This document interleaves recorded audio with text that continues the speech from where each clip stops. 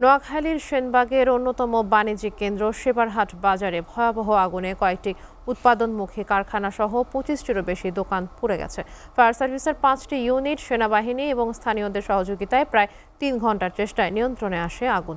ব্যবসায়ীদের দাবি, আগুনে প্রায় ১০০ কোটি টাকারও বেশি ক্ষয়ক্ষতি হয়েছে। স্থানীয় এবং প্রত্যক্ষদর্শীরা জানিয়েছেন, শনিবার দিবাগত রাত আনুমানিক ১২:৩০টার দিকে সেবারহাট বাজারের মহিবুল্লাহর প্লাইউডের কারখানায় আগুনের সূত্রপাত ঘটে। মুহূর্তেই আশপাশের ২৫টিরও বেশি দোকান এবং বিভিন্ন আর্থিক প্রতিষ্ঠানে ছড়িয়ে পড়ে। খবর পেয়ে প্রথমে ফায়ার সার্ভিসের ৩টি ইউনিট ঘটনাস্থলে পৌঁছে আগুন নিয়ন্ত্রণের চেষ্টা চালায়। আগুনের তীব্রতা বাড়ায় যোগ দেয় আরও ২টি ইউনিট। তাদের সহযোগিতা করে সেনাবাহিনী এবং স্থানীয়রা।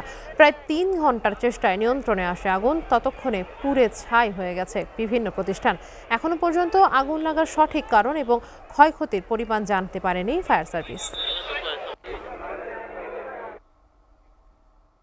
টানা বৃষ্টি এবং পাহাড়ি ঢলে রাঙামাটির কাপ্তাই হ্রদের পানি বেড়ে ২০,০০০ মানুষ পানিবন্দী হয়ে পড়েছে। জেলার বাঘাইছড়ি, লংডু, বরকল, নানিয়ারচর এবং পৌর এলাকায় হ্রদ তীরবর্তী বসত ঘর এবং ফসলি জমি তলিয়ে গেছে। এদিকে হ্রদের পানির চাপ কমাতে কর্ণফুলী পানি বিদ্যুৎ কেন্দ্রের ১৬টি জলকপাট খুলে দেওয়া হয়েছে।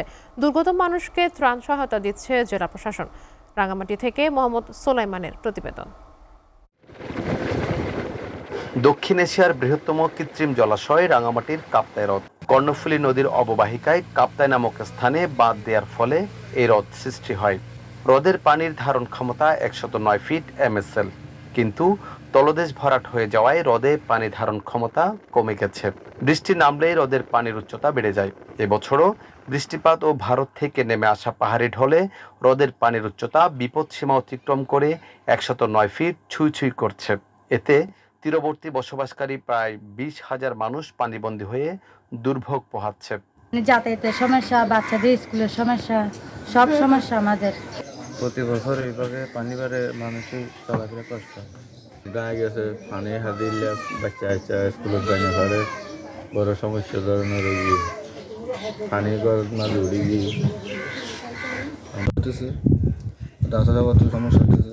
পানি যত তাড়াতাড়ি কম যাওয়া সম্ভব ভালো হয়। এদিকে হ্রদের পানির উচ্চতা কমাতে কাপ্তাই বাঁধের তথা কর্ণফুলী পানি বিদ্যুৎ কেন্দ্রের ১৬টি জলকপাট ৩ ফিট করে ছেড়ে দেওয়া হয়েছে। ফলে পানি ধীরে ধীরে কমতে শুরু করেছে।